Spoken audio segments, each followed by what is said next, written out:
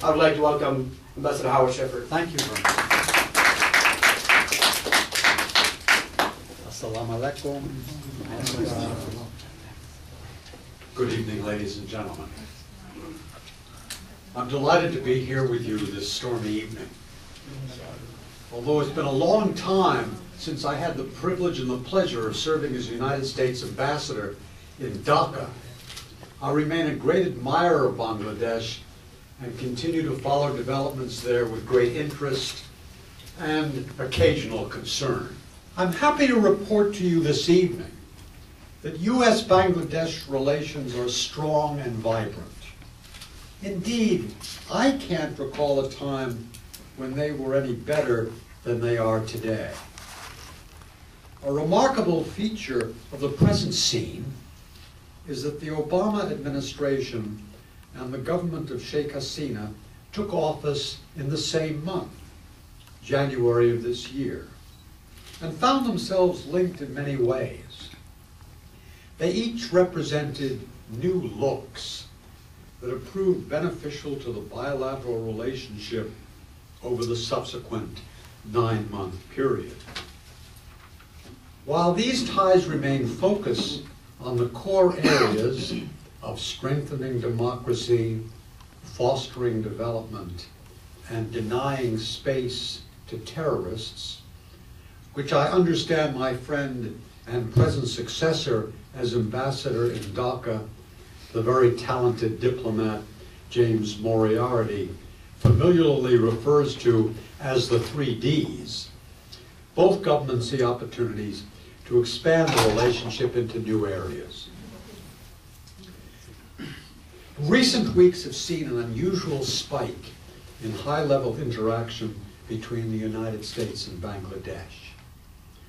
As you know, Bangladesh's Foreign Minister, the vibrant and astute Dr. Deepu Modi, met with Secretary of State Clinton on September 16th here in Washington. The following week, President Obama and Secretary Clinton both interacted with Prime Minister Hasina at several high-profile events in New York during the UN General Assembly session. These related to peacekeeping, women's empowerment, climate change, and food security. But I have to believe that President Obama's standing in Bangladesh has helped in promoting the strong relations that now exist between the two countries. Secretary Clinton visited Bangladesh's First Lady in 1995. I remember meeting her at Colombo, the next stop in her South Asian tour, where I was living at the time with my wife, who was the American ambassador there. Mrs. Clinton was aware that I had earlier served as ambassador at Dhaka, so our conversation naturally turned to Bangladesh. I still recall how impressed she was by the country, not least by its microfinance organizations and other NGOs engaged in economic and social uplift activities. I hope she will find an early opportunity to return to Bangladesh in her new role. Let me say a few words about democracy. I know that the U.S. government will continue to support strengthening the institutions vital to democracy, including Parliament, the Election Commission, political parties, local government, the media, and civil society watchdog groups. It is also continuing to support efforts to fight corruption and to improve the effectiveness of the police and other law enforcement agencies. Personally, I think that these efforts are well taken. I tried to do what I could to promote democracy when I was ambassador. Those who recall Bangladesh in those Ershad years will recognize that I was not hugely successful in that endeavor. Common adherence to democratic government does not ensure strong bilateral relations. As we know only too well, the United States has enjoyed strong, sometimes, in my view, much too strong relations with non-democratic regimes. But working with a sister democracy usually helps, as I would say it is doing now for U.S.-Bangladesh relations.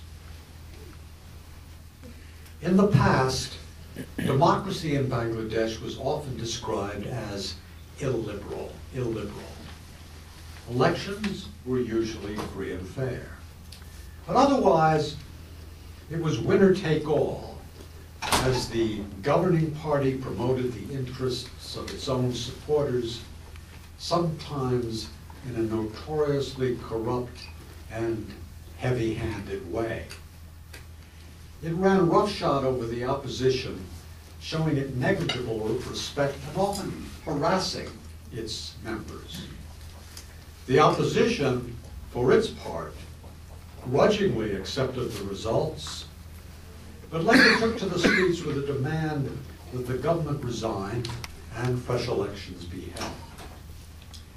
It did not accept the concept of a loyal opposition. Loyal, that is, to the Constitution, not to the government of the day. Nor did the government give it any good reason to do so. I hope that this old system is changing following the reforms instituted by the caretaker government, and that a more liberal democracy is replacing it. The jury is still out. I was discouraged by the opposition's boycott of the Jatiyo সংসদ and other evidence of the government and opposition continuing the past pattern of confrontational politics. Corruption also remains a serious problem.